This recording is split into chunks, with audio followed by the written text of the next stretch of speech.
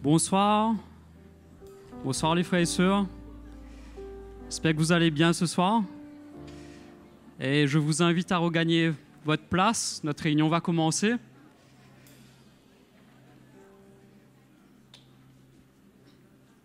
Donc j'espère que vous allez bien. J'espère que vous avez passé une bonne journée. Et c'est tellement merveilleux d'être là ce soir, mes frères et sœurs, non? Vous savez, de plus en plus, je réalise une chose pour ma vie. C'est que je peux regarder à tout ce qui ne va pas. Je peux regarder à mes situations, à mon chemin, à mes soucis et à mes fardeaux. Et combien cela peut me donner une image de la vie chrétienne triste. Mais quand je réalise la bonté du Seigneur envers moi, c'est tellement merveilleux, mes frères et sœurs. Et quand on réalise cette bonté, cette grâce, combien il y a une joie qui vient d'en haut et qui submerge tout ce qui peut rendre cette vie chrétienne-là lourde. Et moi, je trouve ça tellement extraordinaire. C'est que la grâce de Dieu est là pour nous. La grâce de Dieu est là pour nous. Donc, si ce soir, vous êtes dans une situation quelconque, nous nous attendons au Seigneur. Mais mes frères et sœurs, allons ne jamais oublier que le regard du Seigneur est sur nous et que sa grâce est disponible. À chaque fois que nous nous approchons de lui, cette grâce est disponible, mes frères et sœurs. Donc, ce soir, allons nous lever. Et bien sûr, nous accueillons tous ceux qui nous regardent en ligne et nous espérons que vous allez être bénis avec nous ce soir. Seigneur Jésus, merci. Merci, Seigneur, pour ta grâce sur nos vies. Combien, Seigneur, nous apprécions tellement ta présence, Seigneur, parce qu'elle nous relève, elle nous fortifie. Seigneur, elle nous fait du bien, Seigneur. Et Seigneur, combien ce soir nous sommes dans l'attente de quelque chose, de recevoir quelque chose de ta part, de la part, Seigneur, de ta parole. Seigneur, que ce soir, Seigneur, ta parole puisse être puissante, Seigneur. Qu'elle puisse venir avec autorité. Qu'elle puisse, Seigneur, nous rappeler à quel point tu règnes sur nos vies. À quel point tu es un Dieu grand, Seigneur. Et à quel point tu es intéressé avec chacun de nous ce soir. Seigneur, nous te bénissons. Seigneur, nous voulons avoir cette attitude humble devant toi, où nous voulons, Seigneur, apprendre de toi. Et Seigneur, tu es grand ce soir, pour faire toutes sortes de miracles, de prodiges en nous. Seigneur, pour ouvrir nos yeux. Et Seigneur, nous te bénissons ce soir. Et nous sommes dans la joie ce soir. Merci Jésus.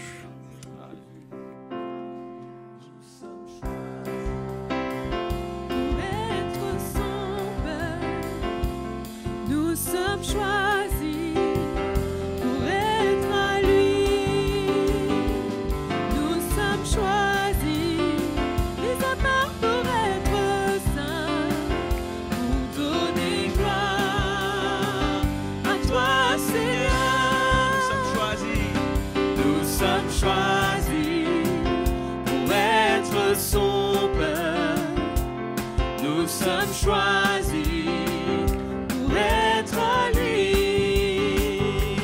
Nous sommes choisis, mis à part pour être saints, pour donner gloire à toi, Seigneur.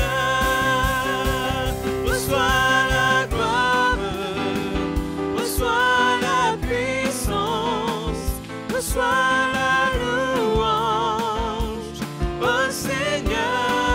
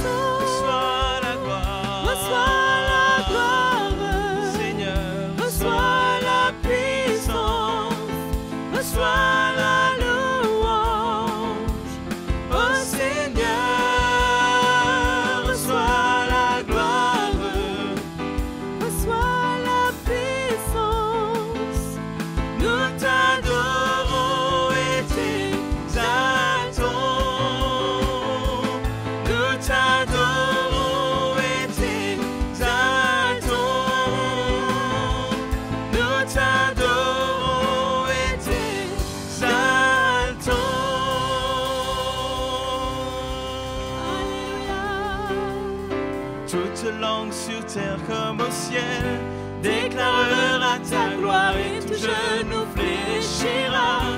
En t'adorant, tu seras exalté, Seigneur, et ton royaume sera éternel, ô roi des rois.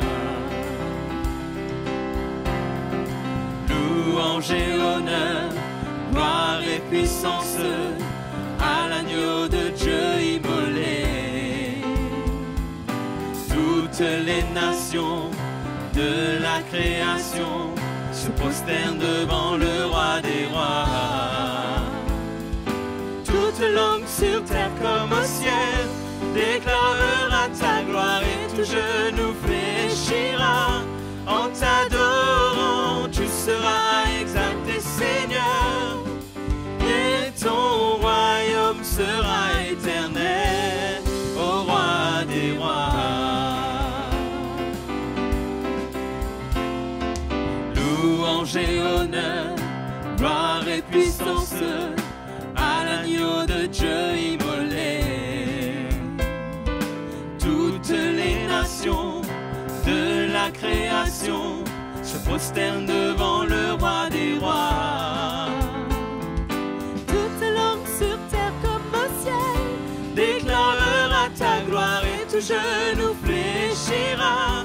En t'adorant, tu seras exalté, Seigneur, et ton royaume sera éternel, ô roi des rois. Alléluia, louange et honneur à ton nom. Louange et honneur, gloire et puissance à l'agneau de Dieu immolé. Toutes les nations de la création se prosternent devant le roi des rois. Toute langue sur terre comme au ciel déclarera ta gloire et tout genou fléchira. En t'adorant, tu seras exalté, Seigneur, et ton royaume sera éternel, ô roi des rois. Toute langue sur terre comme au ciel déclarera ta gloire et tout genou fléchira. en t'adorant, tu seras exalté, Seigneur, Et ton royaume sera éternel, ô roi des rois. Ô roi des rois. Ô roi des rois. Alléluia, Jésus. nous te louons, Seigneur. Toute langue sur terre comme au ciel déclarera ta gloire et tout genou fléchira. En t'adorant, t'exaltons, tu seras exalté, Seigneur, Et ton royaume sera éternel, toute langue des rois. Toute langue sur terre comme au ciel, déclarera ta gloire et tout genou fléchira. En t'adorant, tu seras exalté, Seigneur, et ton royaume sera éternel, ô roi des rois.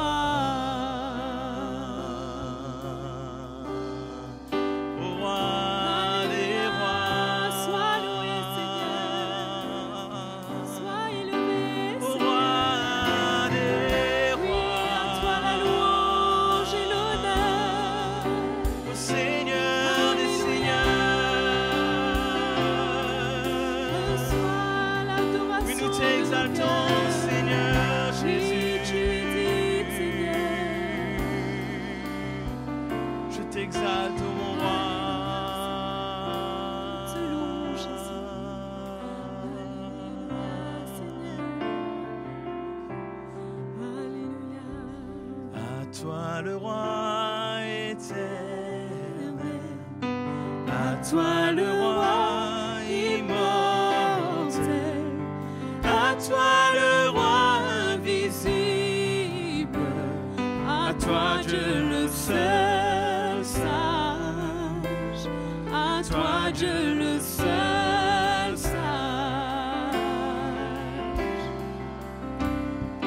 à toi le roi éternel, à toi le roi immortel, à toi le roi invisible, à toi Dieu le seul sage, à toi Dieu le seul sage. Oh, à toi le roi, sois louange et honneur, louange et honneur et gloire. À toi le roi, sois louange et honneur et gloire. À jamais, amen. À toi le roi éternel, à toi le roi immortel, à toi le roi invisible, à toi Dieu le seul sage, à toi Dieu le seul sage, à toi le roi éternel, à toi le roi immortel, à toi le roi invisible, à toi Dieu le seul sage, à toi Dieu le seul sage. Oh, à toi le roi, sois louange et honneur, louange, honneur et gloire.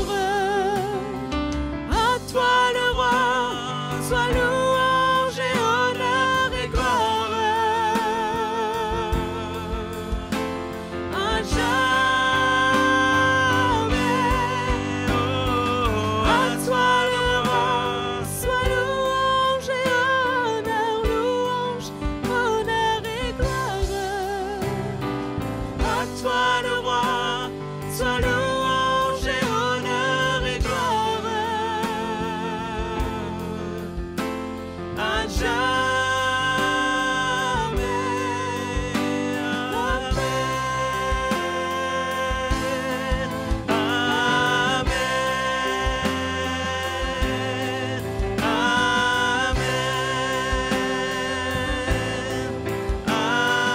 amen,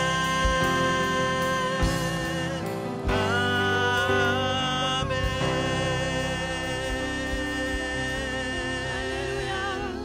oh, tu es le roi des rois, tu es le Seigneur des seigneurs, mon roi. Oh, je t'adore, Seigneur. Toi la gloire, toi l'honneur, toi la gloire, toi l'honneur. Oui, nous t'adorons, oui, nous t'exaltons. Ton nom est merveilleux, Seigneur. Ton nom est saint et glorieux. Ton nom est merveilleux, mon roi. Nous voici pour t'adorer, Seigneur.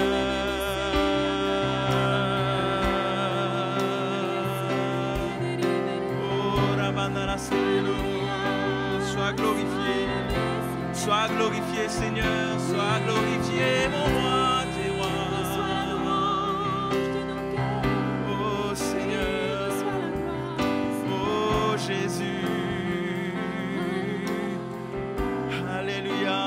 Oui, que ta gloire remplisse ce lieu ce soir, Jésus. Que ta gloire remplisse ce lieu. Que ta gloire remplit nos cœurs. Et nous louons ton nom, et nous louons ton nom.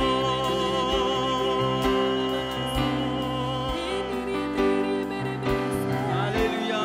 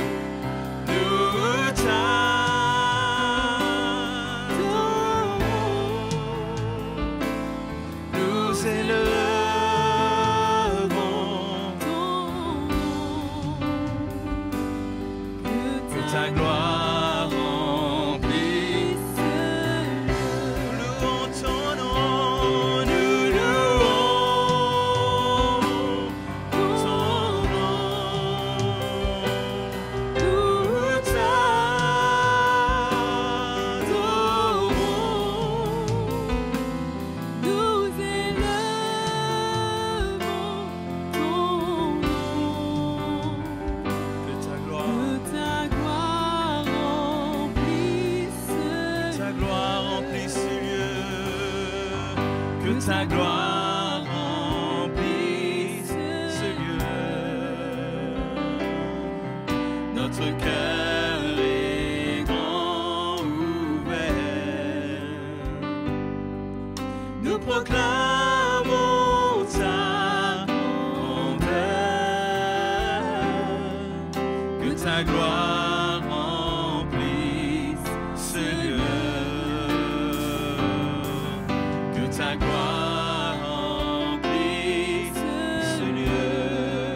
Oui, nos cœurs sont ouverts, Seigneur. Notre cœur est grand. Oh, je t'adore, je glorifie ton nom. Nous proclamons ta grandeur. Que ta gloire remplisse ce lieu.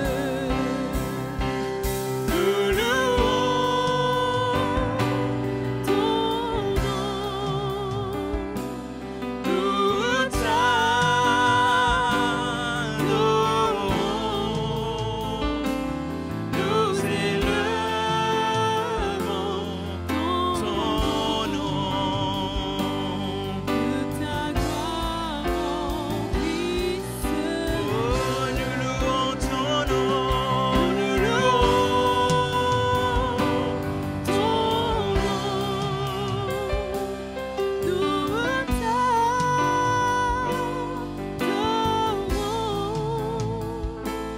Nous élevons ton nom. Que ta gloire remplisse Seigneur, nous louons ton nom. nous Nous louons ton nom. nous t'adorons.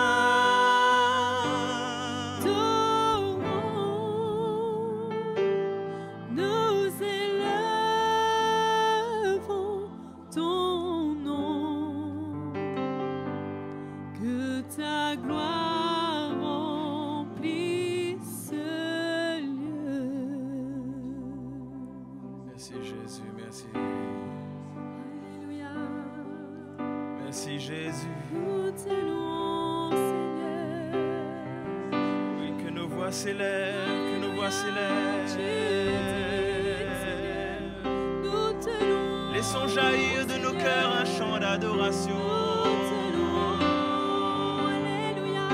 Laissons jaillir un chant de louange à notre roi.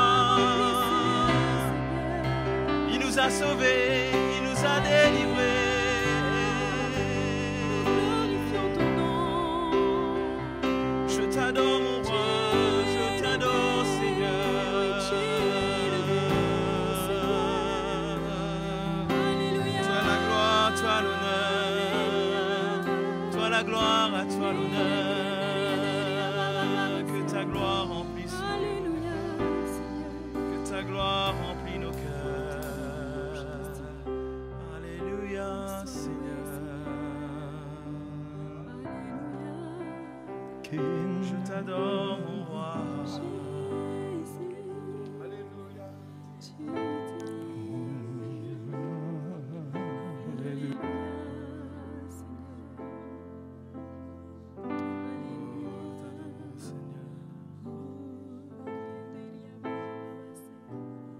Alléluia. Gloire à toi, Jésus, notre Seigneur. Alléluia. Merci, Seigneur. Merci pour ta grâce. Merci. Te bénissons. Amen. Alléluia.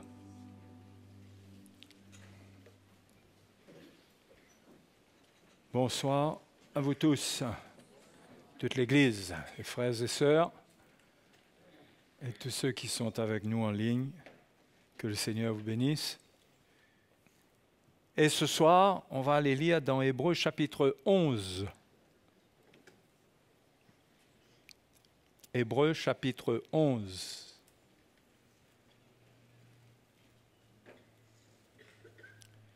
Pour vous parler un peu de la foi. Pour qu'on soit affermi par la foi. La parole de Dieu dit qu'Abraham a été affermi par la foi.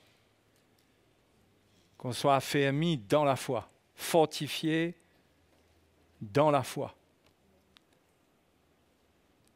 Donc on a besoin d'avoir une lumière, de comprendre clairement c'est quoi la foi.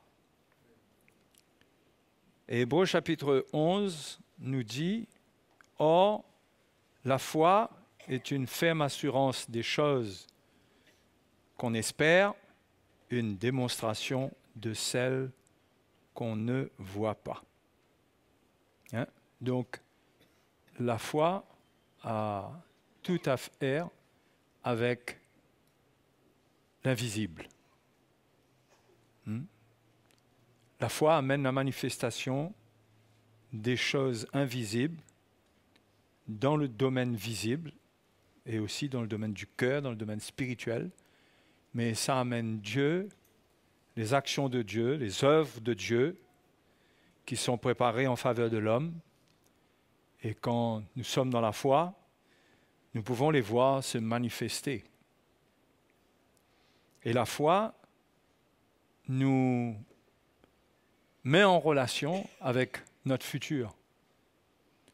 Ne nous donne pas des regards seulement pour le présent, mais surtout nous équipe d'un regard pour le futur, pour que nous puissions voir et continuer à voir qu'est-ce qui vient, c'est-à-dire le royaume de Dieu, l'avènement du Seigneur. Et la foi vient, comme l'Épître aux Hébreux nous montre, cette foi, elle se manifeste dans notre cœur par la parole de Dieu. Romains 10, 17 dit, c'est par là ce que l'on entend, ça vient de la parole de Christ. Et cette parole de Christ, c'est elle qui produit la foi. Il faut l'entendre pour avoir la foi. Donc quand on entend la parole de Christ la première fois, on est sauvé parce que cette parole, il y a une conviction qui vient dans notre cœur que c'est la parole de Dieu. Pourtant, on ne voit pas, et il n'y a pas de démonstration, absolument de démonstration visible, mais on sait. On sait que c'est Dieu qui se révèle. Et cela se passe par sa parole. Le verset 2 dit, pour l'avoir possédé, les anciens ont obtenu un témoignage favorable. Le verset 3 dit, c'est par la foi que nous reconnaissons que l'univers a été formé par la parole de Dieu, en sorte que ce qu'on voit n'a pas été fait de choses visibles. Oui. Ce qu'on voit même de la création, qui est visible, n'a pas été fait, ça n'a pas été fait de choses visibles. Et c'est par la foi qu'on reconnaît cela. Il y a toutes sortes d'explications qui sont données, et jusqu'à quel point les scientifiques ils arrivent à comprendre ce qui s'est passé. En tous les cas, beaucoup d'entre eux n'incluent pas Dieu dans l'œuvre de la création. Mais nous, les chrétiens, parce que Dieu s'est révélé à nous, nous reconnaissons cela, que c'est Dieu qui a créé toutes choses. Et que ce qui est formé a été formé par la parole de Dieu. Et tout ce qui doit être formé de la part de Dieu dans notre vie se fait par la parole de Dieu. La parole de Dieu est extrêmement importante pour nous. Extrêmement importante.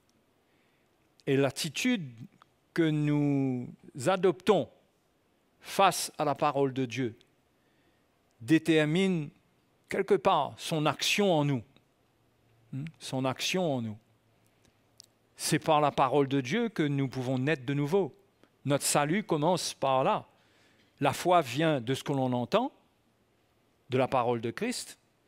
Et quand on entend la parole de Christ et qu'on l'accepte et qu'on se repent, qu'on croit en elle, que cela produit une repentance, où nous réalisons que là nous avons affaire au Dieu vivant, au Dieu saint, à celui qui juge le pécheur, et qu'on réalise que Jésus a porté notre châtiment, là on réalise, la parole de Dieu nous fait réaliser l'amour de Dieu pour nous. Et nous ouvrons notre cœur au Seigneur, nous croyons en lui, nous naissons de nouveau. Et c'est toujours une action de Dieu qui est invisible. Ce n'est pas quelque chose qui est palpable. C'est un miracle, la nouvelle naissance. Et dans l'épître de Pierre, Pierre parle de l'action de cette parole et comment nous devons continuer à recevoir cette parole.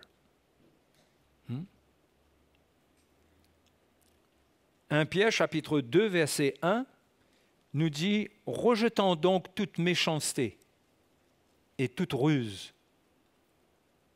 la dissimulation, l'envie et toute médisance, c'est-à-dire ayant un cœur qui est vrai, qui est sincère. » Qui est sincère. On refuse la dissimulation. On n'a rien à cacher. On désire que Dieu œuvre en nous en profondeur et fasse le nettoyage dans notre vie et que nous devenions de plus en plus libres de l'emprise de notre chair. Donc Pierre donne ici une attitude à avoir pour rejeter le mal de manière à accueillir, il dit, de rejeter la dissimulation, l'envie et toute médisance. Ce sont des choses qui nous empêchent de recevoir la parole de Dieu. Je vous laisse aller méditer là-dessus.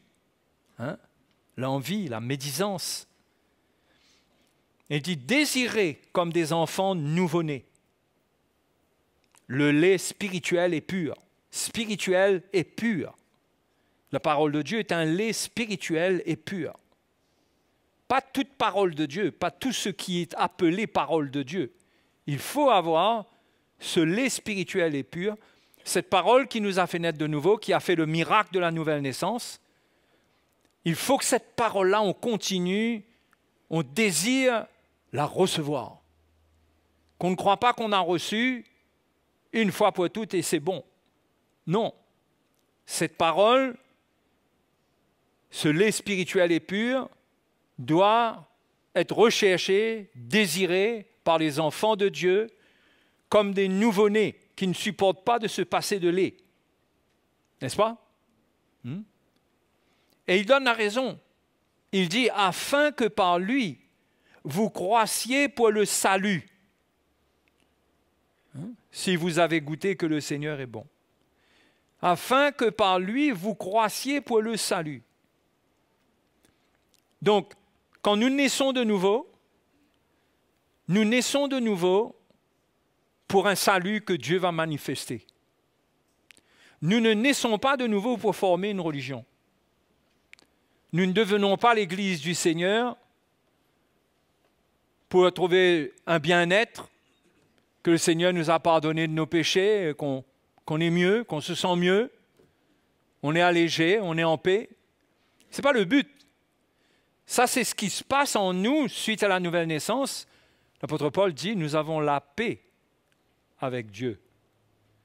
Nous avons été justifiés par la foi et nous avons la paix avec Dieu. Cette paix, nous la gardons pour marcher avec Dieu. Le but, c'est de grandir.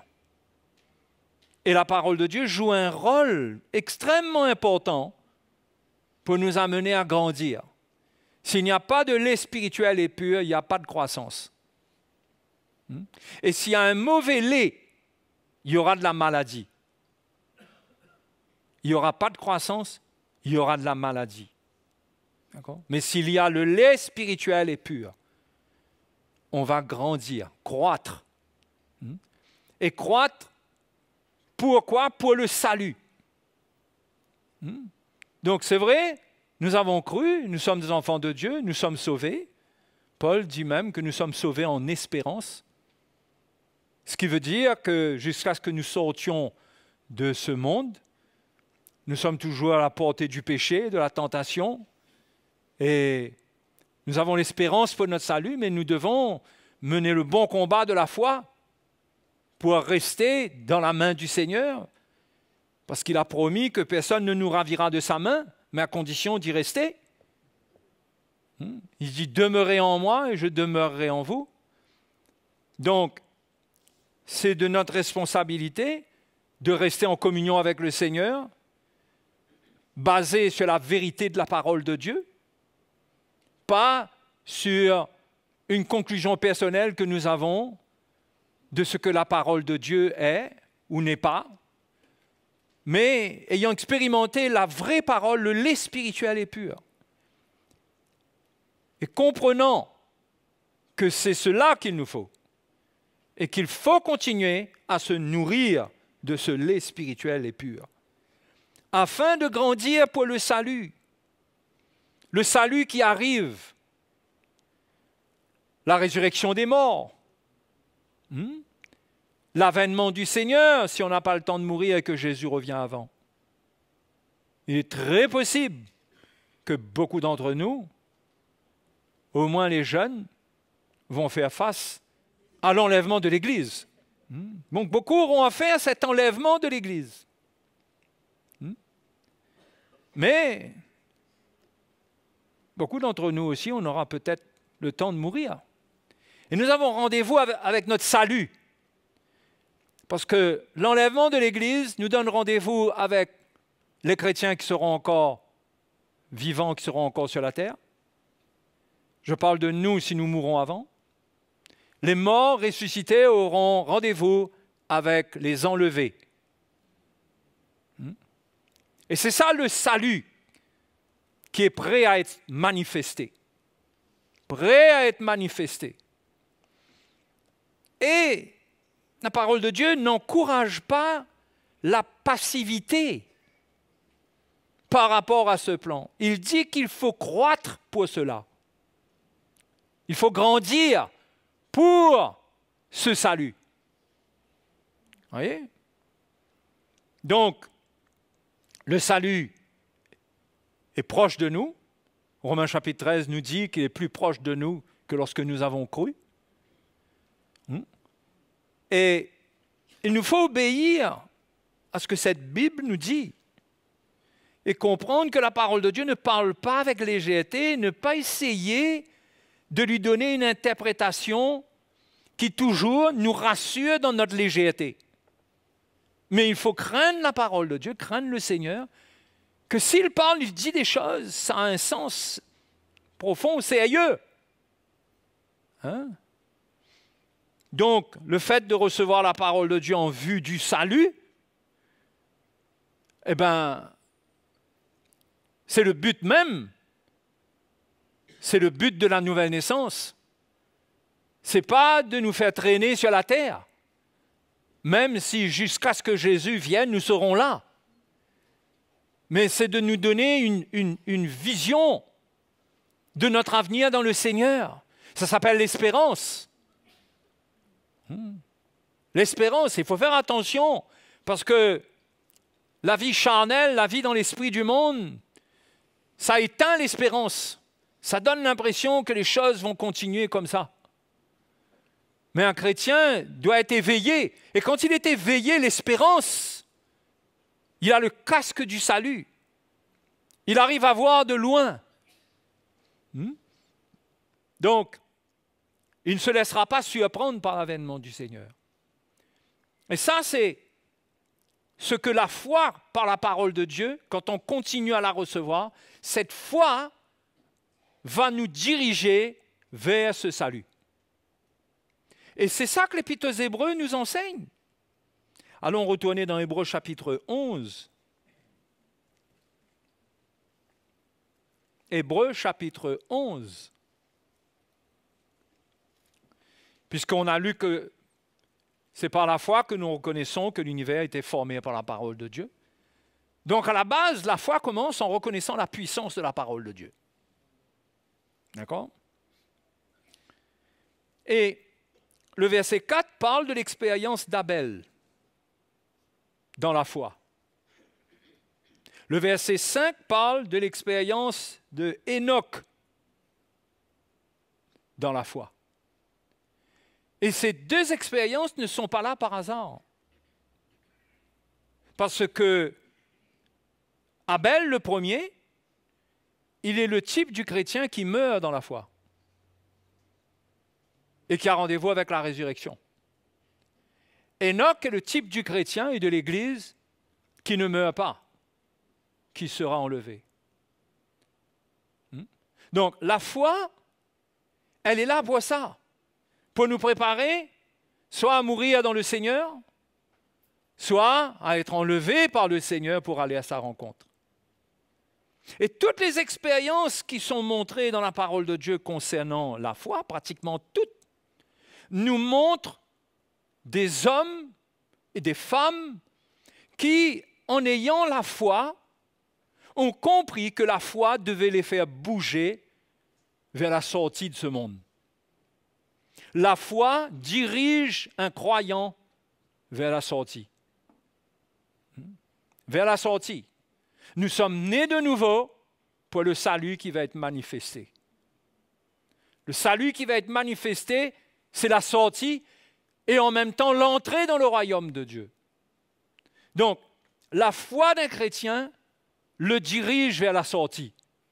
Il doit savoir, être rassuré, se rassurer qu'il est en route vers la sortie.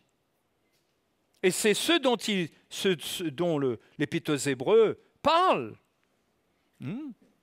Que, premièrement, concernant Abel, qui est mort, Enoch, qui a été enlevé, donc les deux sont sortis, d'accord? Et puis ça parle de Noé. Noé est sorti de l'ancien monde. C'est toujours sorti. La foi amène à sortir. Noé est sorti et, d'une manière préfigurée, il est entré dans un nouveau monde, même si c'était encore la terre. Mais avant cela, il y a eu le déluge, il y a eu le jugement. Et Noé a accepté de bâtir l'arche que Dieu lui avait ordonné de bâtir pour sortir. C'est encore là une image de l'Église qui doit être construite pour ne pas être engloutie dans les flots qui viennent, bien que le jugement à venir, ce n'est pas par les eaux, mais c'est une image du jugement. Le monde sera jugé par le feu, mais c'est une image de l'Église qui doit être construite. Et le verset 7 de Hébreux 11 nous dit « C'est par la foi que Noé, divinement averti des choses qu'on ne voyait pas encore, on ne voyait pas encore, il n'avait aucune idée de là où il allait atterrir, qu'est-ce qui allait se passer, et saisi d'une crainte respectueuse, voilà l'attitude qu'il faut avoir par rapport à la parole de Dieu. Dieu lui avait parlé, il n'a pas été léger avec ce que Dieu lui a dit. S'il n'avait pas obéi à ce que Dieu lui avait dit, il aurait été englouti comme les autres. Mais il a été saisi d'une crainte respectueuse. Il n'a pas dit « Dieu m'a parlé, donc Dieu de toute façon va me sauver ». Non. Saisi d'une crainte respectueuse, il construisit une arche pour sauver sa famille. Et c'est l'image de Jésus qui construit l'Église pour sauver sa famille, pour sauver les enfants de Dieu qui seront encore là. Et tout ça pour sortir. C'est par elle qu'il condamna le monde et devint héritier de la justice qui s'obtient par la foi. Donc il a construit l'arche, image de la construction de l'Église, et en faisant cela, il condamnait le monde, c'est-à-dire qu'il montrait qu'il ne faisait plus partie d'eux. Mais il était en route vers la sortie. Et c'est ça la vie d'un chrétien. C'est ça la foi qui doit animer un chrétien. La foi qui doit animer un chrétien, ce n'est pas avoir foi que ton business va marcher, avoir foi que le Seigneur va te bénir à la fin de l'année ou l'année prochaine. Ça, ce sont des choses dont Jésus dit que ce sont les païens qui cherchent ça. Les païens vont dans des temples offrir des sacrifices pour que le Dieu les bénisse. Pour que la pluie tombe, pour qu'il y ait des bénédictions qui arrivent. Mais Jésus dit que ce sont les païens qui cherchent ces choses-là. Il dit, votre Père céleste sait de quoi vous avez besoin. Cherchez le royaume et la justice de Dieu. Et toutes ces choses vous seront données par-dessus. Cherchez le royaume, c'est-à-dire ce royaume qui vient. Parce que nous sommes spirituellement déjà dans le royaume. Nous avons été transportés du royaume des ténèbres au royaume de la lumière. Mais d'une manière concrète, ce n'est pas terminé. Nous devons être transférés. Notre déménagement n'est pas terminé. Notre corps doit être transféré, doit être glorifié et transféré dans la gloire avec le Seigneur. Et là, nous entrerons pleinement dans le royaume de Dieu. D'accord? Donc, en attendant, il faut considérer la construction de l'Église. C'est quoi construire l'Église? Chacun de nous. On doit venir avec Noé. On doit donner notre coup de main. On doit avoir à cœur de construire cela pour que tous les frères et sœurs soient sauvés, pour que notre famille soit sauvée. Hein? Donc, un chrétien, il doit vivre la foi de cette manière. C'est une foi saine. Ce n'est pas une foi pour les choses de la terre. C'est une foi pour le plan que Dieu a pour nous, c'est pour sortir de ce monde. Donc, n'oubliez pas, la foi nous dirige vers la sortie. Ne nous ramène pas des gens en arrière, mais nous conduit vers la sortie. Hein? C'est comme ça qu'Abraham, la Bible dit au verset 8, lors de sa vocation, il obéit et partit. Il partit pour un lieu qu'il devait recevoir en héritage. Et qu'il partit sans savoir où il allait. Tout ça nous montre dans l'esprit comment un chrétien, dans son cœur, il est déjà en voyage. Parce que physiquement, il a toujours son adresse. 14 bis rue Antoine Fontaine, Petite-Île, Montvert, 97, je ne sais pas trop quoi. Ouais, on a tous une adresse physique, mais dans le cœur, un chrétien, il doit être un voyageur. Il doit être parti. Il doit déjà être en train de partir dans son cœur. Il a quitté parce que spirituellement, il n'est plus de ce royaume. Spirituellement, il est né de nouveau. Il a une autre patrie. Mais cela doit l'amener. Et c'est comme ça qu'il se rend digne du royaume de Dieu. C'est pourquoi Jésus dit que celui qui met la main à la charrue et qui regarde en arrière, il n'est pas propre au royaume de Dieu. Celui qui est appelé au royaume de Dieu et qui est né de Dieu pour ça, dans son cœur, il est déjà en voyage. Il est comme Abraham. Il obéit et il part. Et il continue à entendre la parole de Dieu pour obéir. Et l'obéissance l'amène à faire quoi? À partir. Il continue à partir. Un chrétien ne reste pas sur place dans l'esprit. Ne reste pas sur place dans l'esprit. Il doit sentir que la parole de Dieu agit en lui et le détache du monde. Pour faire l'expérience que ces hommes-là ont fait, Abraham l'a faite sûrement dans son cœur. Il a expérimenté cela. Mais lui, physiquement même, il a expérimenté cela. Lui. Donc, ce n'est pas le cas pour nous. Je ne suis pas en train de vous parler de déménagement dans le naturel, mais d'attitude de cœur, d'espérance. Notre maison, notre cité, notre patrie, elle n'est pas d'ici-bas, mais en même temps, selon la chair, nous avons un pays que nous respectons, pour lequel nous prions, etc., etc. Mais dans l'esprit, notre foi, si elle est nourrie du lait spirituel et pur, nous fait grandir pour sortir. Et quand on grandit pour sortir, on se détache, notre croissance nous fait laisser derrière nous les choses du passé. C'est ce qu'Abraham a vécu. La Bible dit que par la foi, il vint s'établir dans la terre promise comme dans une terre étrangère, habitant sous les tentes, ainsi qu'Isaac et Jacob, les cohéritiers de la même promesse. Verset 9. Au verset 10, il dit, et puis c'est beau, il dit, car il attendait la cité qui a de solides fondements, celle dont Dieu est l'architecte et le constructeur. C'est ça qu'on attend, nous. Mais qu'est-ce qu'on attend sur cette terre, mes frères et sœurs? On attend quoi? C'est ça qu'on doit attendre. Et c'est la foi que Dieu veut voir dans la vie de ses enfants. Sans cette foi, on ne lui est pas agréable. Si on a la foi que les païens ont, ça ne peut pas être agréable à Dieu. Ce n'est pas une croyance. Même si, bien sûr, on fait confiance au Seigneur pour notre vie. Il n'y a pas de problème là-dessus. Mais notre foi même ne nous fait pas focaliser sur les choses terrestres. Mais nous sommes en route. Nous sommes en train de sortir parce que nous attendons cette cité, cette nouvelle Jérusalem. C'est là où nous habiterons pour l'éternité. Alléluia. Faites un sourire si ça vous plaît, ça. Hein? N'est-ce pas glorieux ce qui nous attend? Mais attention! Il faut sortir, c'est pas gagné, il ne faut pas rester dedans. Il faut obéir dans la foi comme ces gens-là, ces hommes-là, comme Noé qui a construit l'arche. Quand arrivé le moment, il est rentré dedans, la porte a été fermée, il a été sauvé, lui et sa famille, et tous les autres ont été condamnés. Il n'a pas perdu du temps. Abraham n'a pas perdu de temps. Il a obéi. Quand Dieu lui a parlé, il est parti. Il est parti, il n'a pas hésité. Sarah est allée avec lui. Hein?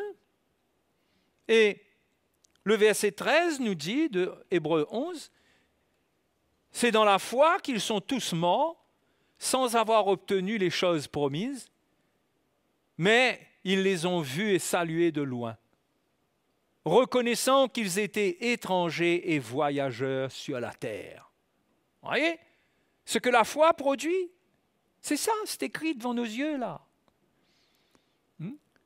Ils ont salué les choses qu'ils n'ont pas eues, qui leur étaient promises, parce que la postérité allait venir beaucoup plus longtemps après. OK? Mais ce n'est pas pour autant, ce n'est pas parce que ça tardait qu'ils ont vécu une vie. D'ailleurs, la Bible nous montre qu'ils ont vécu sous des tentes. Ils étaient prêts à bouger. Nous devons faire attention que nous nous établissons dans une vie terrestre. Et nous vivons comme si qu'il n'y aura pas d'avènement, comme si il n'y a pas de cité qui vient. Nous devons vivre éveillés par rapport à ces choses. Et quand nous sommes éveillés, nous allons sentir quelque chose par l'esprit. Nous sommes étrangers et voyageurs sur la terre. C'est le sentiment qui va grandir dans notre cœur. Et ça va être le signe que nous sommes en train de croître spirituellement, parce qu'intérieurement, nous sommes en train d'être détachés de toutes les choses terrestres. C'est un travail progressif. Concernant le péché, ça commence à la conversion. Le péché, quand on se convertit, on abandonne le péché. Okay? Maintenant, il arrive qu'on faillit, on se repent et on continue. Mais nous sommes toujours exposés à des tentations. Il y a toujours la vie du monde qui est là. Pour le reste, Dieu fera un travail. Dieu fera une œuvre au fur et à mesure que nous sommes éveillés en vue de ce salut. Dieu fera une œuvre. Et nous allons transporter ce que ces gens-là ont transporté, le sentiment d'être étrangers et voyageurs sur la terre. Ceux qui parlent ainsi montrent qu'ils cherchent une patrie. Et regardez le verset 15. S'ils avaient eu en vue celle d'où ils étaient sortis, ils auraient eu le temps d'y retourner. Il faut faire attention de tellement être attaché au monde que finalement on va retourner dans le monde. Et c'est l'expérience malheureuse de beaucoup de chrétiens. Qu'ils regardent en arrière, qu'ils n'acceptent pas le prix qu'il faut payer pour avancer, l'humilité, l'obéissance, et qu'ils regardent en arrière comme le peuple d'Israël en se disant « mais on ne souffrait pas comme ça quand on était en Égypte ». Et ils avaient oublié qu'ils étaient battus, qu'ils étaient maltraités par Pharaon, et ils ont commencé à regretter le départ de l'Égypte. Et Dieu les a jugés dans le désert. Parce qu'avec cela, ils ont péché, ils sont tombés dans la débauche. Parce que cet attachement et cet arrêt, quand dans notre cœur, nos yeux commencent à se fixer sur le présent, et même à regarder en arrière, eh bien, on est mal parti. Jésus nous met en garde en nous donnant l'image de la femme de Lot, de ne pas regarder en arrière quand le jugement arrive. La femme de Lot est devenue, avec son regret d'abandonner Sodome et Gomorrhe, elle est devenue une statue de sel. Une statue de sel. Morte. Plouf, un monument mort. Et ce n'est pas ce que Dieu veut faire de nous. Donc, ne nous laissons pas prendre au piège d'avoir en vue celle d'où nous sommes sortis. Et il y a beaucoup de moyens que l'ennemi utilise pour nous ramener de là où nous sommes sortis. C'est pourquoi vous devez être prudent, hein, et continuer à avancer dans la foi, continuer à construire l'arche, être avec ceux qui construisent, de manière à ne pas tomber dans les pièges de l'ennemi. Le verset 16 nous dit « Mais maintenant, ils en désirent une meilleure, c'est-à-dire une céleste. » C'est pourquoi Dieu n'a pas honte d'être appelé leur Dieu, car il leur a préparé une cité. Vous vous rendez compte, les frères et les sœurs, que Dieu nous prépare une cité? Lui-même, il est en train de nous préparer une maison dans laquelle nous habiterons pour l'éternité, où il habitera, il marchera au milieu de nous. Mais vous réalisez ce que ça fait au cœur de Dieu de voir qu'on méprise ça? Qu'on est intéressé avec notre vie sur la terre? Hein? Et c'est pourquoi il y a des épreuves dans la vie du chrétien. Parce que les épreuves doivent amener le chrétien à continuer leur marche et leur course vers la sortie. Parce que quand la vie est belle pour le chrétien, il a tendance à faire du surplace et même à retourner. Quand il y a de l'épreuve, on s'accroche au Seigneur. Et on comprend que la vie sur cette terre ne vaut pas la peine. Ce qui vaut la peine, c'est d'aller un jour avec le Seigneur. Et la foi pure, la foi qui vient du lait spirituel et pur de la parole de Dieu, elle construit cela en nous. C'est pourquoi, concernant le service de Dieu, ce que nous donnons, nos offrandes, nos libéralités, nos œuvres de bienfaisance, ça vient de quoi ça? Ça vient du fait, ça provient de cette attitude où pour nous, les choses terrestres n'ont plus la même valeur. On est prêt à partager, on est prêt à donner. Au contraire, on est prêt à mettre ça au service de cette cité à venir pour qu'il y ait un maximum qui rentre dedans. Donc, ce n'est pas une histoire d'être obligé à faire. C'est pourquoi nous ne sommes pas sous des lois d'obligation, mais nous sommes inspirés par un salut tellement grand que nous voyons que tout ce que nous avons sur le plan terrestre n'a pas grande valeur. Nous faisons ce que nous devons faire, nous travaillons, nous faisons ce que nous avons à faire. Il n'y a pas de problème et Dieu nous bénit et Dieu prend soin de nous. Mais notre raison de vivre, c'est la cité d'en haut. Et le Seigneur doit voir cette foi-là, que nous ne sommes pas intéressés par les choses de la terre.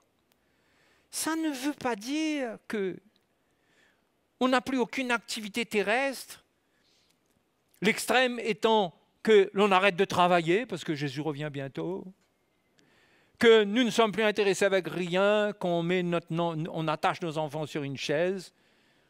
Il n'y a plus de divertissement, il n'y a plus rien, on n'a pas de moment de détente, rien. Non. Hein? Ce n'est pas cet extrême qui est là, c'est sectaire, si on peut parler de la description de ce qui est sectaire. Hein? Mais le chrétien, il est libre. Puisque Paul dit, tout est permis, mais tout n'est pas utile. Chacun choisit et chacun, selon l'œuvre qui se fait en lui, il porte un intérêt à certaines choses ou pas. Mais son salut ne dépend pas de cela.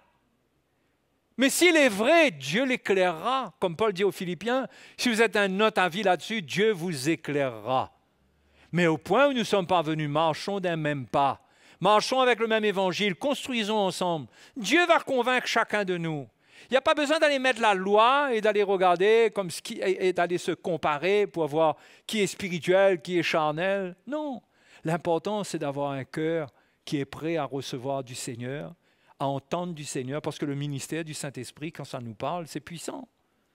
C'est ce ministère qui va nous libérer. Cette puissance va nous libérer. L'Évangile va nous parler et on va ressentir encore, on n'aura qu'une seule chose à cœur, c'est de sortir. C'est d'aller à la rencontre du Seigneur. Ça va être notre raison de vivre. Hein? Donc ça, c'est ce que la foi accomplit. Alors, si on continue à regarder les exemples qui sont donnés, hein, au verset 17, Abraham a offert Isaac lorsqu'il fut mis à l'épreuve et qu'il offrit son fils unique. C'est la plus grande preuve qu'il pouvait donner que pour lui, la vie terrestre n'a pas d'importance et qu'il a une totale confiance en Dieu quand Dieu lui demande quelque chose. Parce que pour lui, il n'est pas attaché à rien de terrestre. Hein? Il était prêt à faire ce que Dieu lui avait demandé parce qu'il avait reçu des promesses et il savait que ce Dieu-là ne pouvait pas mentir. Et même si la promesse semblait menacer ce qu'il possédait, il n'avait pas de problème. Parce que pour lui, Dieu ne peut pas mentir. Si Dieu enlève là, et il y a la promesse attachée à ça, Dieu va redonner, il va ressusciter. Donc, c'était une obéissance totale. Et les frères et les sœurs, c'est comme ça qu'on a besoin de marcher avec le Seigneur. Dans une foi qui est presque aveugle. Presque aveugle. C'est-à-dire, ce n'est pas une foi qui nous enlève toute intelligence spirituelle, au contraire, mais c'est une obéissance qui est inconditionnelle. Et arriver à cette maturité, là c'est le summum de la foi, là, qu'Abraham, l'expérience d'Abraham, être prêt à sacrifier son fils. C'est extraordinaire. Il avait une foi extraordinaire.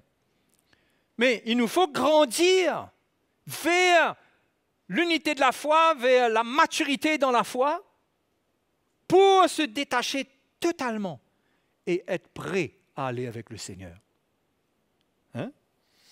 Et tous les autres exemples qui viennent, le verset 20, lisons ensemble, c'est par la foi qu'Isaac bénit Jacob et Ésaü en vue des choses à venir. C'est par la foi que Jacob mourant,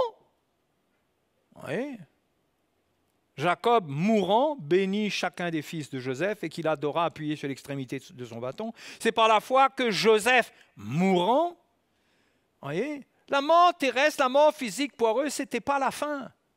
Pour eux, ils avaient rendez-vous avec quelque chose de plus grand. Donc, ils donnaient même des ordres. Joseph donnait des ordres concernant ses os. Réalisez ces os. Quelle valeur ça aurait, ces os? Mais il voulait être ressuscité là où Dieu allait se manifester. Dans la terre d'Israël, dans la terre promise. Donc, ces gens-là, leur vie était orientée vers ce qui allait venir. Ce n'était pas une foi pour la vie de tous les jours, pour la vie naturelle, la vie terrestre. C'était une foi pour l'avenir éternel, pour les choses que Dieu avait pour eux, pour l'éternité. C'est ça qui doit nous animer, les frères et les sœurs. C'est ça. Et si nous ne sommes pas animés de cela, ça dénote quand même une misère spirituelle, un état spirituel misérable. Parce que nous ne comprenons pas pourquoi nous sommes chrétiens, pourquoi nous sommes nés de nouveau. Et c'est d'ailleurs ça aussi qui va faire qu'on va mieux supporter les épreuves. On va mieux supporter les épreuves parce qu'on va donner un sens aux épreuves, que c'est là pour nous former, c'est là pour nous pousser vers la sortie, les épreuves. Mais si nous sommes là pour la vie présente seulement, nous subirons les épreuves. On aura l'impression d'être en train d'échouer tous les jours. Mais si nous avons les regards vers ce qui vient, nous allons comprendre que Dieu est en train de nous former pour l'éternité. Alléluia. Et tous, même Moïse, quand on regarde ce qui est écrit à partir du verset 23 concernant Moïse, comment ses parents ont eu la foi pour lui, et comment lui-même au verset 24, c'est par la foi que Moïse, devenu grand, refusa d'être appelé fils de la fille de Pharaon. Vous voyez ce qu'il y a dans ce qui est écrit, quelle est l'attitude qui est révélée dans le cœur concernant le cœur de Moïse dans ces paroles-là? Il refusa d'être appelé fils de la fille de Pharaon. Je ne sais pas si vous réalisez l'offense que cela a été pour la fille de Pharaon qui avait pris soin de lui. Il avait grandi parmi les Égyptiens. La fille de Pharaon l'avait adopté comme un fils. Mais quand le moment était venu pour lui et qu'il avait compris qui il était et quel était l'appel de Dieu pour lui, il a refusé d'être appelé fils de la fille de Pharaon, même si cela devait lui coûter d'être persécuté, d'être maltraité. C'est ce que la Bible nous dit ensuite. Verset 25. Il préféra être maltraité avec le peuple de Dieu que d'avoir pour un temps la jouissance du péché. Ça, c'est l'attitude du chrétien qui a la foi pour sortir. Il préfère être maltraité avec le peuple de Dieu plutôt que d'être avec ceux qui pêchent. Il préfère être reconnu parmi ceux que Dieu appelle. Ça montre la foi sincère, la foi véritable, qui animait Moïse et qui doit nous animer. Ces choses sont écrites pour nous.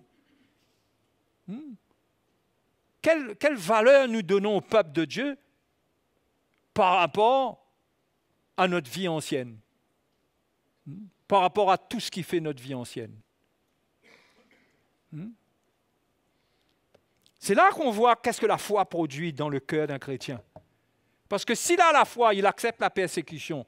Même de sa famille, il accepte la persécution.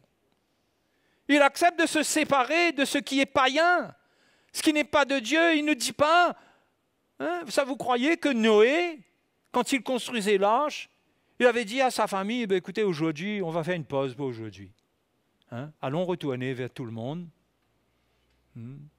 Non, tous les jours, il construisait même. Donc, ce n'est pas une attitude radicale, comme si on n'a plus de contact avec personne, non. Mais nos priorités doivent rester en ordre. Et nous devons faire attention de nous retrouver dans des situations qui nous embarquent vers le passé. Et ne pas avoir confiance en notre chair et nous croire capables d'affronter la séduction, pensant que nous sommes spéciaux. Non. Obéissons à l'Évangile, même s'il faut être maltraité. Et il regarda l'opprobre de Christ comme une richesse plus grande que les trésors de l'Égypte. Finalement, ça nous montre que nous devons regarder la révélation de la mort de Jésus. La croix de Jésus, c'est notre richesse. C'est par elle que Dieu nous enrichit.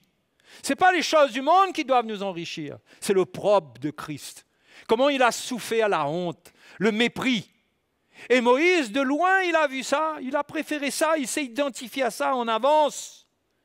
C'était une richesse plus grande que les trésors de l'Égypte. Ça valait plus que les gros salaires. Ça valait plus que de belles maisons et de belles voitures et d'une vie de grand confort.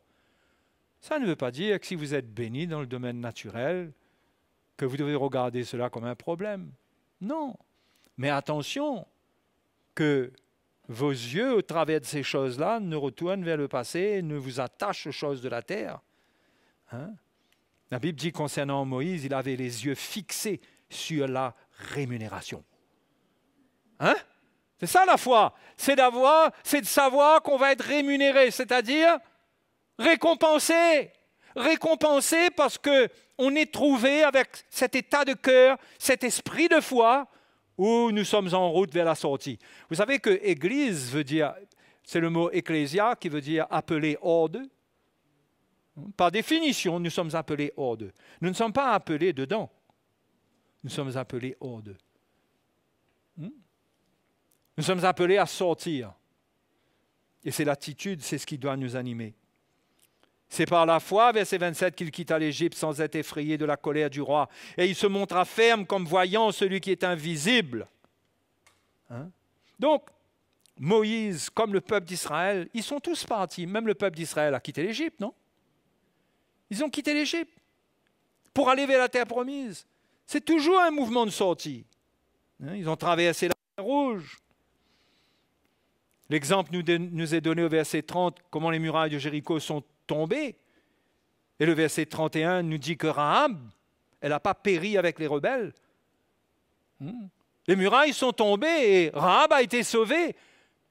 Elle est sortie de Jéricho. Tout le monde sort.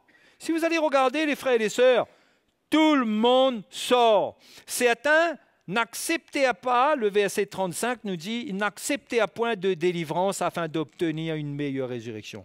Ils n'ont pas accepté de compromission. Ils n'ont pas accepté un meilleur sort en compromettant, mais ils ont dit non, il n'est pas question, nous tenons ferme. Au contraire, si c'est le jour pour partir, on est prêt à partir. Parce que notre demeure n'est pas ici-bas. Notre cité, elle est là-haut. Vous savez, les frères et sœurs, il faut être équipé dans la foi. C'est vraiment ceux qui sont convertis, ceux qui sont engendrés par l'Évangile, qui vont tenir à la fin des temps. Parce que ça va être costaud, ça va être dur. Hein? Le tri va se faire tout seul. Mais si vous êtes des enfants de Dieu, si vous êtes convertis, affermissez votre foi et assurez-vous, vous et moi ensemble, que nous sommes intéressés avec la résurrection. Nous sommes intéressés avec l'enlèvement de l'Église, dont nous voulons construire. C'est notre vie. Notre vie pendant qu'on est là, les frères et sœurs, la raison de notre vie, c'est de construire l'arche. C'est de construire l'arche. Le moyen de salut. Donc, toute notre vie, on doit pouvoir se poser la question, est-ce que ma vie rend témoignage d'un voyageur qui est en route vers la sortie? Ou bien est-ce qu'avec mes murmures, avec mes plaintes, avec tout ce qui m'anime, je ne suis pas en train de prouver que finalement, je veux une vie meilleure dans le temps présent? Hein? Non. Il n'y a rien d'illégitime de vouloir une vie meilleure dans un sens, quand ce n'est pas le fruit de la convoitise. Quand ce n'est pas parce que on est intéressé vraiment par les choses de la terre d'une manière charnelle.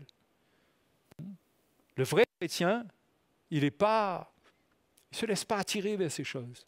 D'ailleurs, quand on est né de nouveau, on ressent un malaise quand on se laisse trop gagner par l'esprit du monde. Ça ne peut pas nous remplir de paix et de joie. Ça ne peut pas.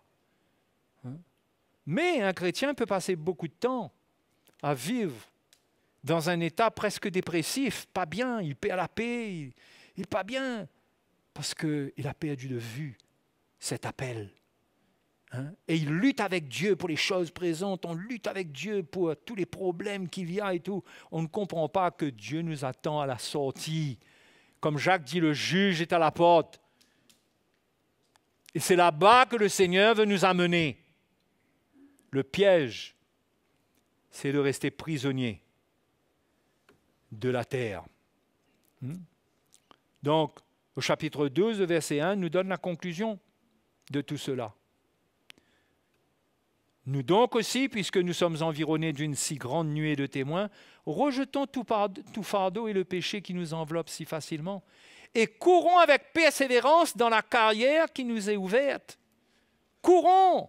Rejetons tout fardeau, tout ce qui veut nous prendre pour nous empêcher de sortir, et le péché qui facilement arrive et nous prend et nous enveloppe.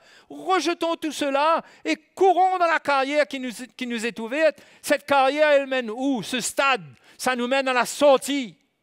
Courons et on les regarde sur Jésus, parce que lui, il est sorti par la crucifixion.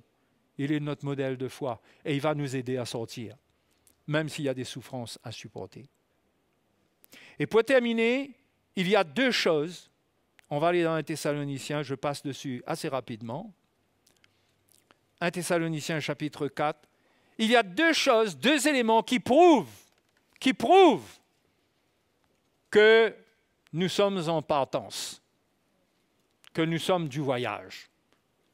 Deux choses, au moins deux choses. 1 Thessaloniciens chapitre 4, avant que Paul parle au verset 13 de l'enlèvement de l'Église, il y a deux points à partir du verset 1 qu'il aborde. Et ce sont des choses qui doivent être claires dans notre vie. Le verset 1, au reste frères, puisque vous avez appris de nous, chapitre 4, verset 1, comment vous devez vous conduire et plaire à Dieu. Et c'est là ce que vous faites. Nous vous prions et nous vous conjurons au nom du Seigneur Jésus de marcher à cet égard de progrès en progrès. C'est ça qui est important. Quand on grandit, on fait des progrès. Et là, il donne dans quel domaine? Il dit, vous savez en effet quel précepte nous vous avons donné de la part du Seigneur Jésus. Ce que Dieu veut, c'est votre sanctification. Un chrétien qui est en route vers la sortie, il y a une chose qui est certaine, c'est qu'il se sanctifie. Il se sépare du péché, il se sépare du mal, il se sépare des ténèbres. Il condamne, comme Noé a condamné le monde à l'époque, il condamne les œuvres infructueuses des ténèbres, il se met à part, il se sanctifie. Donc ce que Dieu veut, c'est votre sanctification, c'est que vous vous absteniez de la débauche. Ne croyez pas que passer sa vie à regarder certaines choses, c'est anodin, c'est pas grave, c'est les faiblesses. C'est grave, c'est la débauche. Il faut s'humilier, il faut crier à Dieu, il faut sortir de là, il faut faire mourir ces choses. C'est que chacun de vous sache posséder son corps dans la sainteté et l'honnêteté sans vous livrer à une convoitise passionnée. Comment est-ce qu'on se sanctifie au niveau de son corps? Eh bien, on ne se nourrit pas de convoitises qui activent les désirs du corps pour faire le mal. On se sépare de ce qui nourrit cela. Et Dieu nous sanctifie. Dieu met ses désirs en nous. Les désirs de l'esprit viennent nous animer. C'est pourquoi il y a des choses dont il faut se séparer. Les jeunes qui ont des combats, si vous avez des combats avec le péché, mais vous devez annuler votre abonnement à certains sites. Vous devez annuler, pas garder au cas où. Même des choses qui paraissent comme si, c'est pas trop, tu sais. Non, c'est un deux petits trucs. Si tu sais ce que ça fait avec toi, annule ces choses-là. Sépare-toi, ne joue pas avec. Parce que ton corps doit être gardé dans la sainteté, loin de la convoitise. J'arrive vite au verset 7. Bien sûr qu'il est parlé d'intégrité entre les frères dans nos relations. Mais le verset 7 dit « Car Dieu ne nous a pas appelés à l'impureté, mais à la sanctification. Celui donc qui rejette ses préceptes ne rejette pas un homme, mais Dieu, qui vous a aussi donné son Saint-Esprit. » Vous voyez qu'on ne peut pas rejeter cela. On ne peut pas essayer de trouver une manière d'arranger le péché pour le faire accepter. On doit le condamner. C'est ça la sanctification. C'est un état où on condamne le mal. Ça nous amène à nous repentir si nous sommes prisonniers, si nous avons accompli le mal. Mais on ne veut pas rester attaché au péché. Ça, c'est la preuve qu'on est en route, qu'on est en train de sortir. Et la deuxième chose, c'est le verset 9 qui nous le dit. Pour ce qui est de l'amour fraternel, vous n'avez pas besoin qu'on vous en écrive. La deuxième chose, c'est l'amour. Et la preuve, la deuxième preuve, le deuxième signe, le deuxième coup de tampon sur notre passeport quand nous sommes en route, sur notre visa, c'est que nous marchons selon l'amour.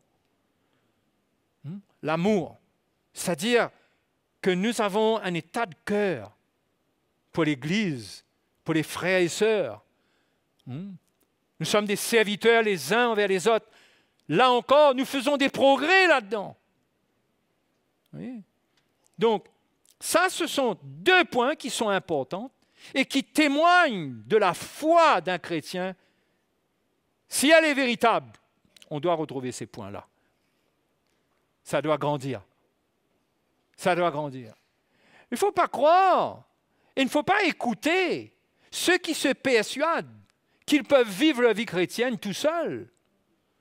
Ceux qui peuvent vivre la vie chrétienne en dehors de l'arche. Qui peuvent dire à Noé, écoute Noé, nous, on croit à nous ce que tu dis, on croit en Dieu. Mais toi, c'est ce que toi tu as reçu, toi. Bâtis l'arche. Moi, je ressens autre chose. On ne peut pas. On doit être dans l'arche. On doit construire la même arche. On doit construire avec le même évangile, avec les mêmes instructions. On doit être avec. On doit marcher selon l'amour les uns envers les autres. Se pardonner les uns les autres pour nos offenses, ne pas craindre la communion fraternelle parce qu'on a peur des imperfections, on a peur d'être blessé. Mais il faut grandir, il faut quitter l'immaturité et être là les uns pour les autres et construire ensemble et nous supporter, nous soutenir. Il faut que c'est un signe, c'est quelque chose qui doit grandir. Ça doit grandir dans notre cœur. Ça doit grandir en nous.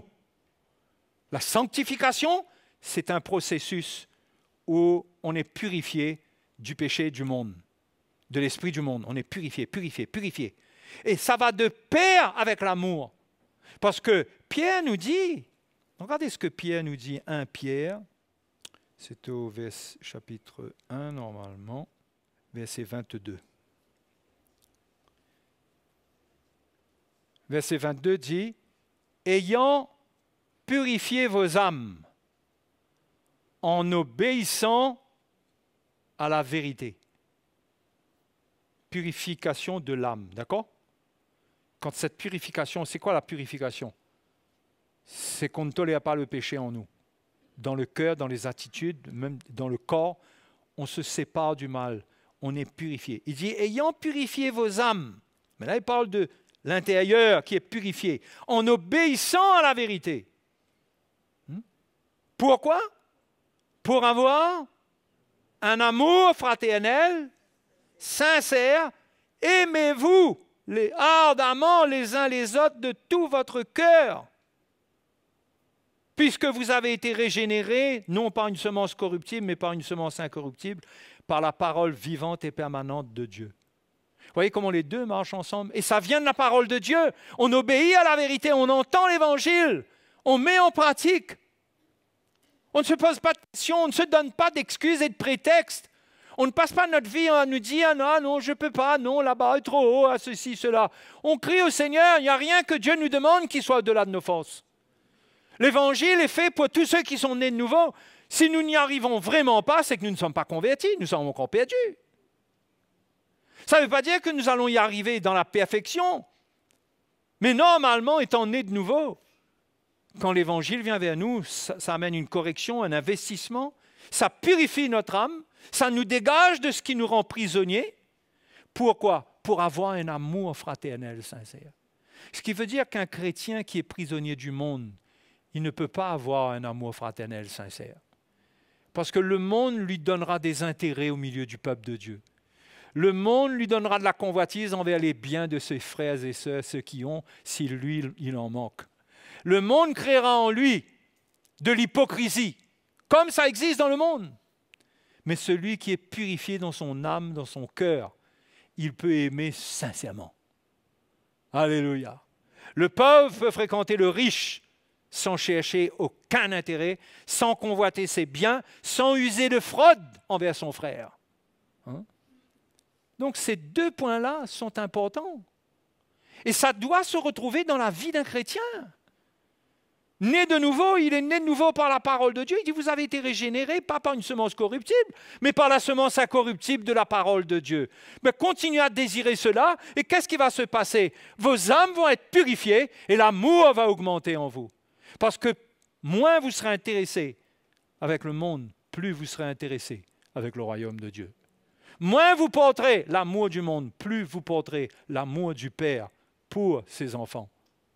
Plus vous aimerez le monde, moins vous aurez l'amour de Dieu.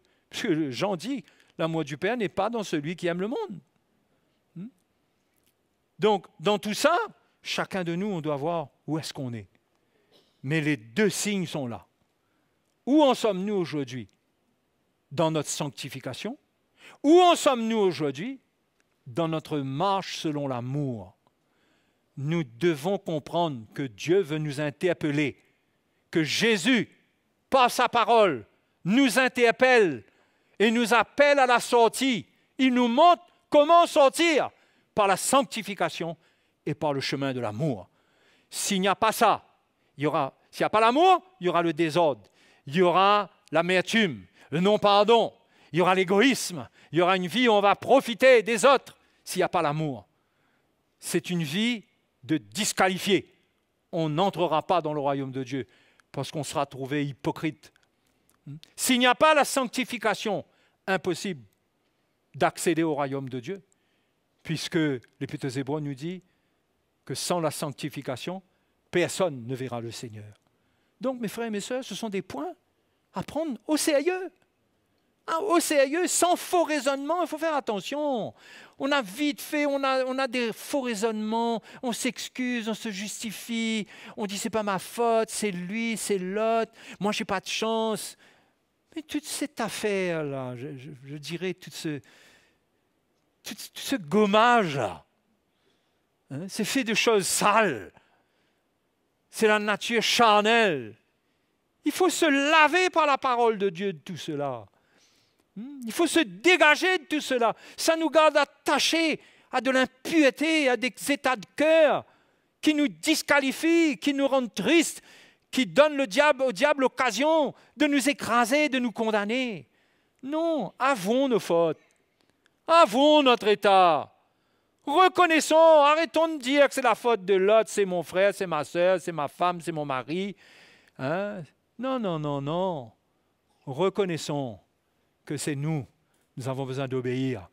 Quand le Seigneur dit pardonne, tu pardonnes. Tu n'as pas à avoir d'autres ordres ou d'autres explications de la part de Dieu pour pouvoir pardonner. Tu dois pouvoir pardonner. C'est un commandement du Seigneur. Non? Si tu n'y arrives pas, tu dois t'humilier devant Dieu, mais tu dois pouvoir y arriver. Celui qui est né de Dieu, il ne pêche pas, il ne vit pas avec l'amertume. Donc, les frères et les sœurs, si on veut se diriger vers la sortie, il faut l'obéissance à la parole de Dieu. Hein? Et le Seigneur nous conduira. Le Seigneur nous parlera. Soyons attentifs à l'Esprit. Nous allons ressentir que Dieu nous parle. Et quand Dieu nous parle, attention, faisons un cas avec ce que Dieu nous dit. Quand Dieu nous montre notre état, ne faisons pas comme si que, ouais, ben tu sais, il y a 2 dimanches de cela, le Seigneur m'a interpellé, je réalise mon état, mais qu'est-ce que tu fais avec ça? Hein? Qu'est-ce que tu fais avec ça? Si tu ne fais pas quelque chose avec, ça va te condamner. Ça va te fatiguer parce que tu vas méditer dessus, ça va te tourmenter. Fais quelque chose. Repens-toi, cherche le Seigneur, mets-toi en activité, mets-toi en action, sépare-toi de ce qui est impur, arrête avec ce qui te fait tomber et sois là pour manifester l'amour, pour construire le royaume de Dieu.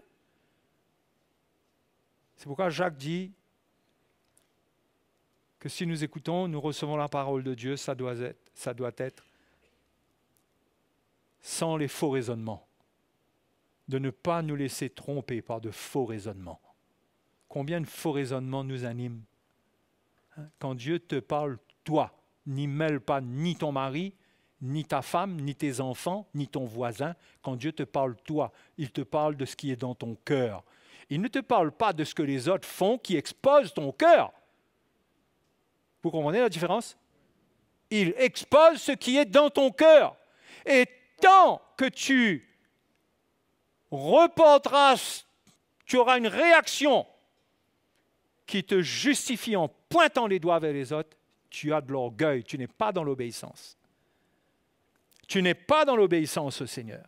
Dieu veut que toi, tu obéisses. Si les autres te font du mal, Dieu s'occupera d'eux. Mais toi, qu'est-ce que Dieu demande de toi? C'est ça qui compte, mes frères et sœurs. Parce que celui qui n'est pas trop loin, s'il ne fait pas ce qu'il faut, la Bible avertit. Hein? La Bible avertit que certains seront disqualifiés. Tu ne peux pas, toi, te permettre d'être disqualifié parce que, soi-disant, tu as raison et que ton état de cœur te disqualifie. Et celui que tu accuses, peut-être lui, il a le temps de se repentir, il est dedans, lui. Mais quel drame! Quel drame! C'est pourquoi on doit se garder soi-même. Amen. Hein? On doit se garder soi-même. Donc, frères et sœurs, on sait que les choses vont très mal, très très mal dans le monde, on le sait. Peut-être qu'on ne l'a pas compris encore. Mais nous sommes comme ça, pour le chaos total dans le monde, un petit ongle. Le monde aujourd'hui est une poudrière. Le monde, notre monde peut basculer d'un moment à l'autre. Et l'histoire du Covid n'a été qu'une leçon, quelque part, que Dieu a voulu nous enseigner. Notre monde peut basculer à n'importe quel moment. C'est un temps pour considérer que le monde va mal et Dieu est en train de nous montrer qu'il a commencé à juger ce monde qui ne veut pas de lui, mais il appelle ses enfants à sortir. à sortir. Et il prépare le chemin. C'est pourquoi il a permis la révélation du message de la croix. Il y a des milliers d'églises aujourd'hui qui entendent ce message. C'est pour montrer par la croix le message de sortie. Donc, obéissons. Et nous serons avec le Seigneur. Nous pourrons nous réjouir d'avoir vaincu. Alléluia! Hein? Allez, mettons-nous debout, remercions le Seigneur. Alléluia.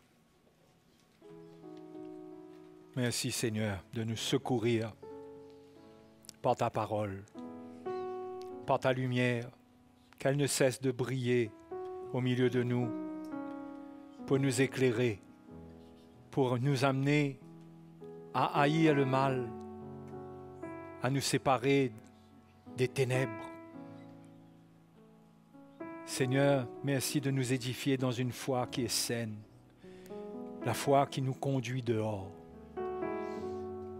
la foi qui nous amène à sortir et non pas à rester pour nous corrompre, mais à sortir. Seigneur, trouve le cœur des frères et sœurs. Que personne ne soit trouvé, comme ta parole le dit, un jour, avec des pleurs et des grincements de dents, parce qu'il aura raté l'occasion que tu auras donnée. Mais convainc tes enfants de plus en plus qu'au milieu de nous, les cœurs se convertissent, que les cœurs deviennent sensibles à ta parole. Père Céleste, je prie au nom de Jésus, que ta main soit étendue sur tes enfants pour nous sanctifier. Tu nous sanctifies par ta parole. Merci de graver ces choses dans notre esprit, de les ramener en nous jour après jour pour que nous puissions leur obéir. Seigneur, nous te bénissons ce soir. Nous te bénissons. Tu es à l'œuvre, tu es à l'œuvre, nous le croyons. Nous le croyons, ta parole agit.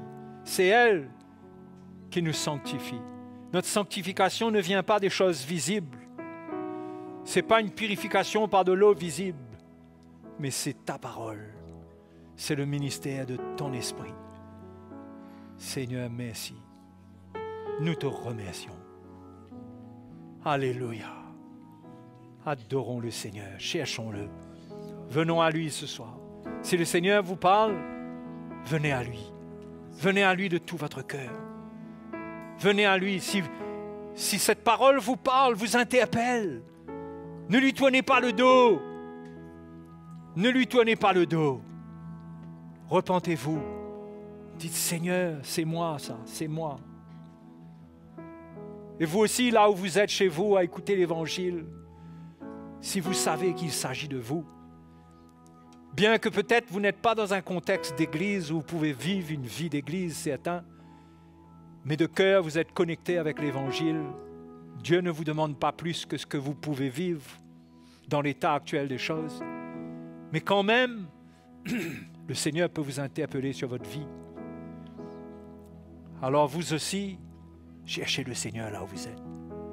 Priez le Seigneur. Humiliez-vous comme étant en conversation avec lui. Il vous a parlé, parlez-lui maintenant. Parlez-lui. L'Évangile nous donne l'occasion de converser avec le Seigneur. Il nous parle et nous parlons au Seigneur. Nous nous repentons, nous lui demandons de nous fortifier.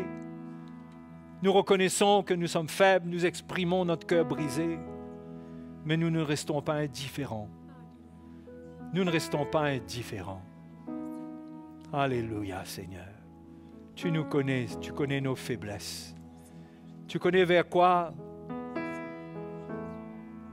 nous sommes souvent tentés, dirigés.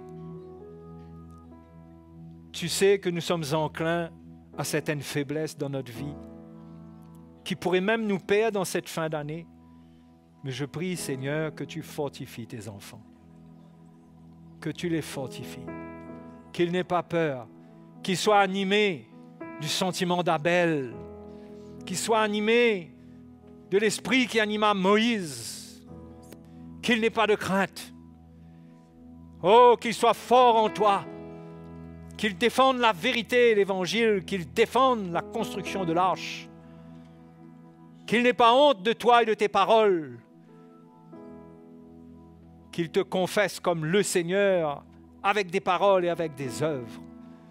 Merci Seigneur, merci de les rendre audacieux dans la foi, qui ne craignent pas. Équipe ton peuple ce soir. Oh, alléluia.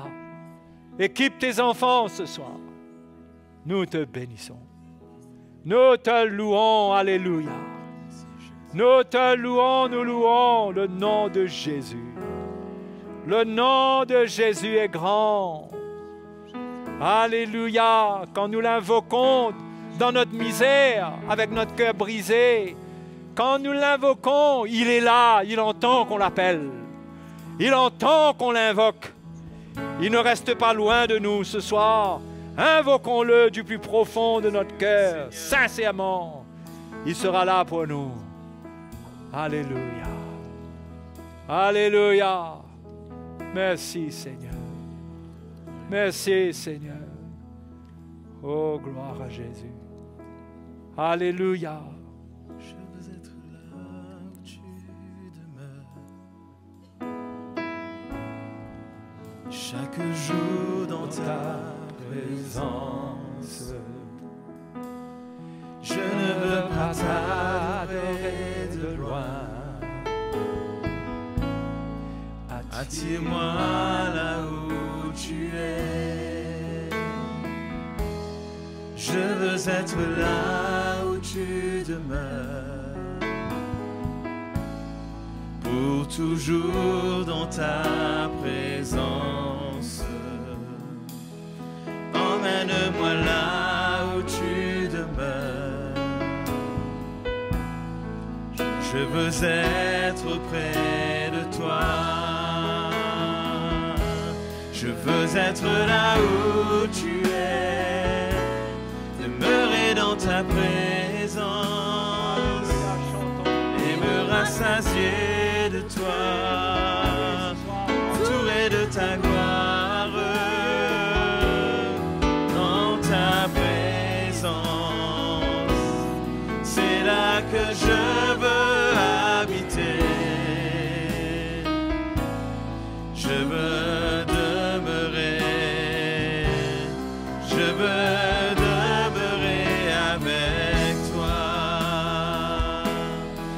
veux être là où tu demeures. Chaque jour dans ta présence. Je ne veux pas t'adorer de loin.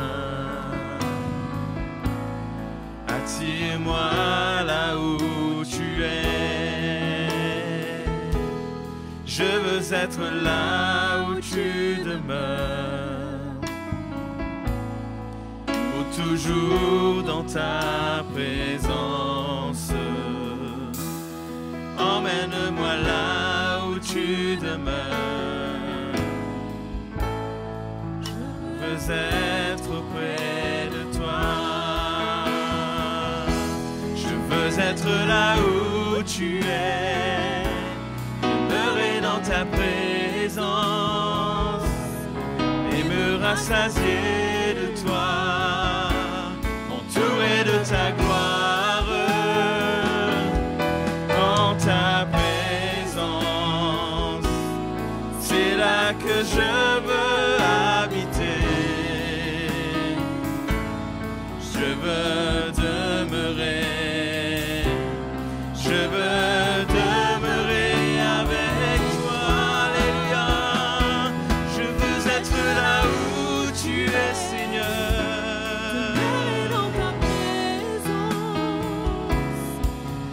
Rassasié de toi, entouré de ta gloire,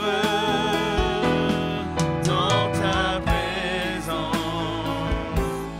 c'est là que je veux habiter. Je veux demeurer, je veux demeurer avec toi.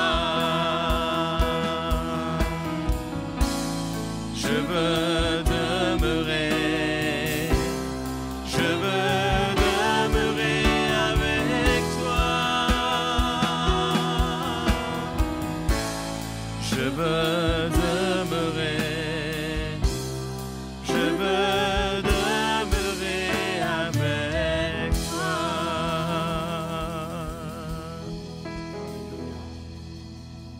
Merci Seigneur. Sois glorifié. Sois glorifié. Sois glorifié. Oui, Seigneur. Merci Seigneur pour ta présence, pour ton amour révélé au milieu de nous. Oui, nous voulons prendre au sérieux ta parole. Nous ne voulons pas agir comme des insensés. Nous ne voulons pas nous séduire nous-mêmes par de faux raisonnements, nous tromper et croire qu'il existe un autre chemin, qu'il existe une autre parole. Seigneur, nous voulons respecter ta parole, l'honorer. Nous la désirons, qu'elle vienne en nous de plus en plus, qu'elle nous lave. Merci Seigneur. Alléluia. Donc, frères et sœurs, il faut se diriger vers la sortie. Vous avez compris? Il faut se diriger vers la sortie. Et ne pas vous mentir à vous-même. Il y a des fruits qui doivent être dans votre vie et qui prouvent que vous êtes en route vers la sortie.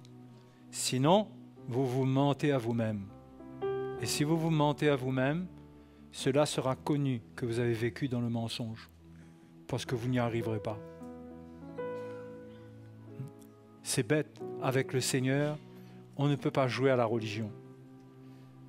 On peut tromper les hommes, on peut se tromper les uns les autres avec un esprit religieux, mais on ne peut pas tromper le Seigneur. La Bible nous dit, le Seigneur connaît ceux qui lui appartiennent. 1. Il dit, et si quelqu'un invoque le nom du Seigneur, qu'il s'éloigne de l'iniquité. 2. Ça, c'est les paroles qui sont sur le fondement. Si on dit qu'on a le fondement de l'Évangile, ce sont des choses qui doivent être là. Mais ça, c'est une autre histoire. Relié à ce que je viens de vous dire. Mais on doit ressentir chacun de nous qu'on sort, qu'on est en route, qu'on est appelé hors d'eux. On entend le Seigneur nous appeler. Non? Si on n'entend pas le Seigneur nous appeler là, dans les temps-là, on n'entendra pas la trompette. Vous croyez qu'on va entendre une trompette quand on ferme nos oreilles à l'Évangile pendant toute notre vie ou pendant le temps où il revient? Il faut obéir au Seigneur. Je vous y encourage. C'est urgent.